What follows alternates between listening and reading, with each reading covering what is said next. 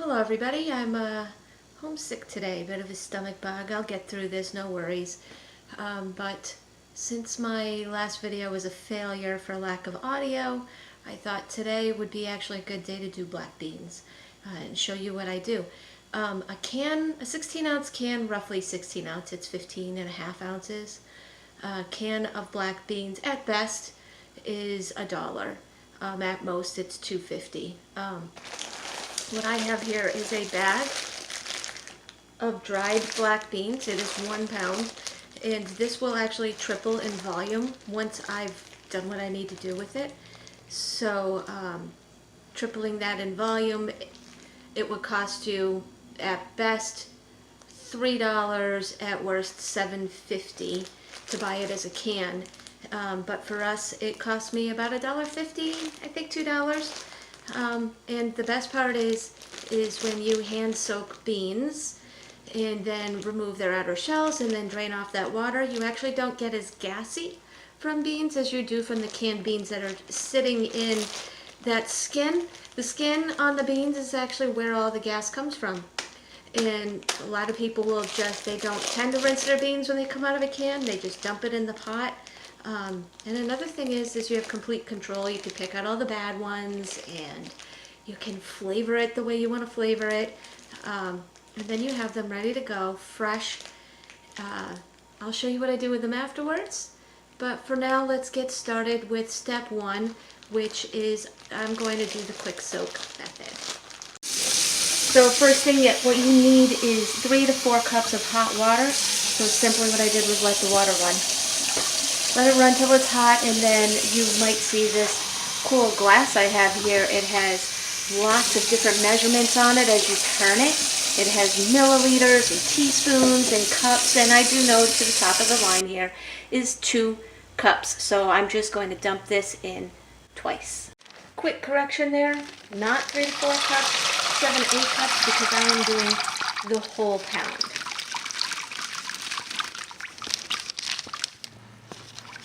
Now what I have done is, clearly I put the lid on here and now turn this all the way up to high. We're going to set that to a boil. Once it starts to boil it for 2 minutes, only 2 minutes.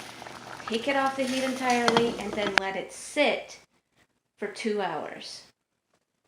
So now in the meantime, what I've decided to do is I'm going to cook these in vegetable broth.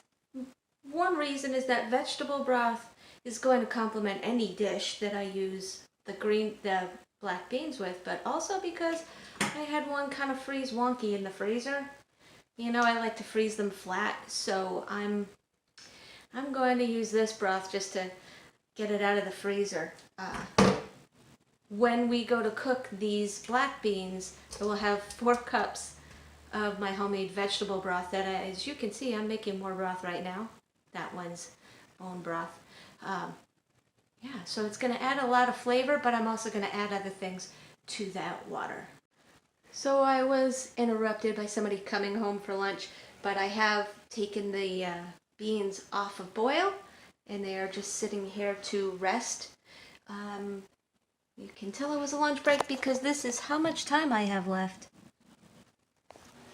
When that timer goes off, then we'll move on to the next step. Okay, our 2 hours are up, so it's time to actually take these beans and dump them in the colander and rinse them out.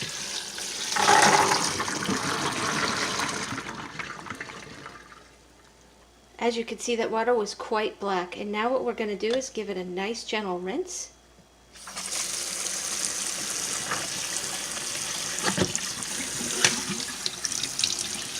We want that water to run clear. Let's just wash the pan out because we're just going to reuse the same pan. Into that pan we are putting the broth that I made probably a couple months ago. As you can see, it's still kind of frozen.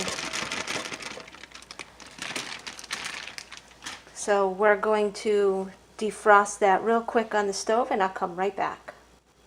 So as that vegetable broth defrosts in the pot over there, I'm just going to roughly prepare these vegetables. They're aromatics. So I have a whole onion here that I'm going to quarter, take the stems and root off. I peel it because I like them peeled, but you don't have to. Same goes with the garlic that I am slightly crushing and cutting in half. And then I will add 2 to 3, well, maybe up to 5 leaves of bay leaves, depending on how big or small they are. As you can see, that vegetable broth is now defrosted, and our black beans are going in, soaked, rinsed, etc. This was 4 cups. What you really want, though, is for there to be 4 inches of liquid above the top, and as you can see, I don't have that, so I will top it off with water. Now we have about 4 inches or 1 finger depth of liquid above the top. I'm going to just add these in. Just a little something to add to the flavor. Here's the garlic. And the bay leaves are pretty small. So the idea is to get this up to a boil, so lid on. Once that comes up to a boil, we're going to knock it down to a simmer and let it cook for about an hour. We wait for those black beans to come to a boil. May I note, do not add salt. Please don't do it. If you add salt in this phase, then you will end up with mushy beans, and nobody likes mushy beans. Salt breaks things down. That's why when you get that can of beans, you're actually getting, they are really mushy in there because they use salt as a preservative.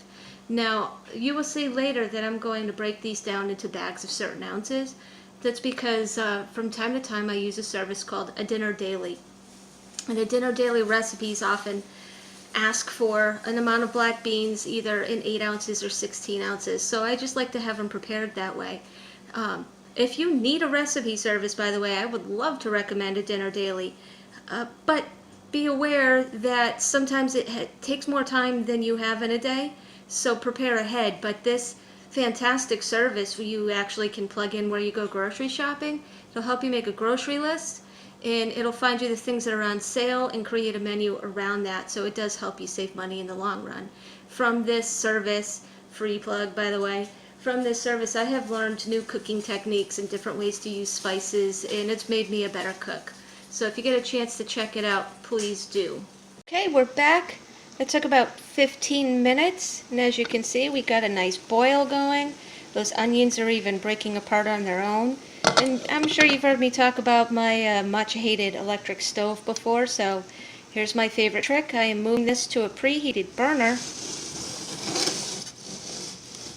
to bring it instantly down to a simmer, since electric stoves don't like to drop the heat perfectly. So we are going to set a timer for an hour, and we will check on it actually again at about 45 minutes to see how they're doing. So I just checked the beans with 15 minutes to go, and they're pretty much done.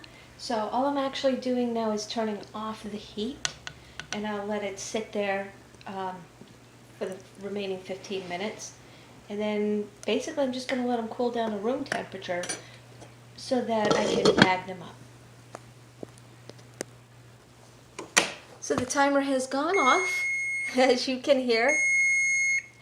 And I'm going to scoop out those aromatics, and then I'm going to dump all of these beans in the strainer and let them rinse out. Let them drain out. And then when they're nice and cool, we're going to come back and bag them up, and I'll show you what I do for that. You can probably see the steam rising out of these, and that there's still bits of onion in there, and that's okay. You just really want the big chunks out, and I like to come and stir them every now and then. There it is. Stir them every now and again to get that heat moving out, release the steam as it were. Once the beans are cold enough to be touched with your bare hands, they're cold enough to bag. I use a food scale set to ounces and Ziploc bags.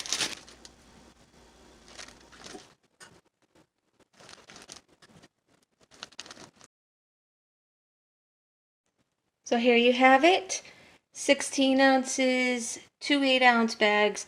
and 1 3-ounce bag that's going to be nice to add to a soup.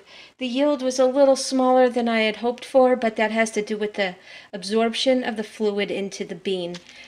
You can add salt and other flavorings to these when you use them in a recipe. So I am storing these as flat as humanly possible, and they will stack very nicely in my freezer, and also because I stored them flat, they will defrost really nicely and quickly.